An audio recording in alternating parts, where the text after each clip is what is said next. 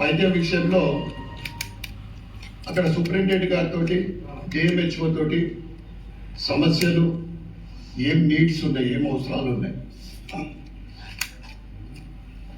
Civil work మనం చూస్తున్నాం. ఇప్పటికి కూడా ఇంకా డ్రైనేజ్ వ్యవస్థ, ఇంకకు వెళ్తే శానిటేషన్ ప్రాబ్లము, సివిల్ ఎస్టిమేషను, తర్వాత టెక్నికల్గా కావాల్సిన మెషినరీస్, టెక్నికల్ ఇన్స్ట్రుమెంట్స్, ఆ తర్వాత డాక్టర్ల కొరత.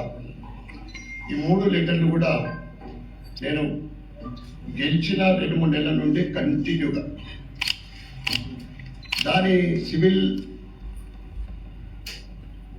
డెవలప్మెంట్ కోసం అంటే టాయిలెట్స్, టైల్స్, పైప్ లైన్ల కోసము 2.8 crores శాంక్షన్ చేయడం జరిగింది. టెక్నికల్ మెషిన్స్ కోసము ఎంఆర్ఐ త్వరలోనే వస్తుంది. అక్కడ స్కానర్ మెషిన్ 3 కోట్లతో ఉంది. అది చాలా సంవత్సరాలకి పడింది, అంటే సుమారు 3-4 సంవత్సరాల నుండి. అది కూడా మంత్రి గారితో మాట్లాడడం జరిగింది, హెల్త్ మినిస్టర్ తోటి. దానికి కావాల్సిన అంటే డాక్టర్స్ లేరు అక్కడ. డాక్టర్స్ లేక ఆ స్కానరు ఎట్లుందో అట్లనే ప్యాక్ అయ్యి ఉంది. ఇది ప్రభుత్వ వ్యవస్థ ఇట్లా ఉంటుంది. డాక్టర్ల కొరత గురించి మాట్లాడడం, లెటర్లు ఇవ్వడం, మాట్లాడితే మర్చిపోతారు. పాపం రోజు పనులు బాగుంటాయి.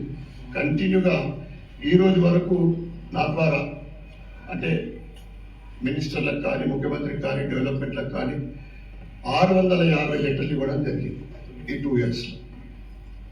డ్రాఫ్టింగ్ ఇక్కడ కలెక్టర్ గారికి కానీ, డిపార్ట్మెంట్లకు కానీ ఏ నీడ్ ఉన్నా కానీ 650 లెటర్లు ఇవ్వడం జరిగింది. ఆ తర్వాత 2.8 crores ఏదో చాలా సంవత్సరాల క్రితము ఈ ప్రగతి నగర్లోని క్రిమటోరియం శ్మశాన వాటిక సుమారు 5 కోట్లు శాంక్షన్ అయ్యి 60-70 లక్షల పని చేసి కాంట్రాక్టర్ వెళ్ళిపోయింది. అది చాలా రోజుల క్రితం అట్లా ఆగిపోయింది. సుమారు ఈ 3 క్రిమటోరియంలు బ్రహ్మాండంగా కట్టిండ్రు. గత ప్రభుత్వంలో సుమారు 30 కోట్ల అనుకుంటా. కానీ ఇక్కడ అది సిటీ సెంటర్లో ఉంది. మినిమం ఫెసిలిటీస్ కూడా లేకుంటాయి. అది పబ్లిక్ హెల్త్ ద్వారా ఏదైతే 70-80 lakhs తర్వాత 4.3 crores మిగులు నిధులు. అది కూడా త్వరలోనే, అంటే 1 week లోపలే పనులు ప్రారంభమైంది. అంటే ఇవన్నీ పనులు ఏంటంటే ఈ సంవత్సరం వర్షకాలం సుమారు 6 నెలలు పడ్డాయి. ఈ సివిల్ వర్కులు, రోడ్లు, డ్రైనేజీలు అంటే చేసినా కానీ ఫలితం ఉన్నా కానీ గత పాత టీఎఫ్ఐడిసి పనులు ఆల్రెడీ 1 month నుంచి పెండింగ్ ఉన్నాయి, అన్కంప్లీటెడ్. అవి పనులు కూడా మొదలైనాయి, చాలా దగ్గర మొదలైనాయి. ఈ కొత్త టీఎఫ్ఐడిసి డివిజన్ కోటి త్వరలోనే అది కూడా 1 week 10 days స్టార్ట్ అవుతుంది. ఈ ఎల్వన్లో అయితే నెక్స్ట్ ఇయర్ ఎటు అంటే దాగలేని వాళ్ళకు అట్లా ఏదైతే వాళ్ళు ఇచ్చిన హామీ ప్రకారం అది అప్పుడు చేస్తామని అన్నారు. లేదు మీరు ఇవాళ ఇక్కడ ఒక ల్యాండ్, నాగారంలో ఒక ల్యాండ్ నా దగ్గర ఆయనకి ఇచ్చిన, ఈ పలానా గవర్నమెంట్ ల్యాండ్ అంటే చూస్తామని చివరి మాట చెప్పి. అయితే 396 ఇళ్ల కోసం 1.25 crores శాంక్షన్ అయింది. అది కూడా నేను కలెక్టర్ గారికి కంటిన్యూ అంటే కాకపోతే ఈ వారాల నుండి ఈ లోకల్ ఎలక్షన్ గడపండి. ఎందుకు ఏమైందని అంత రెడీ.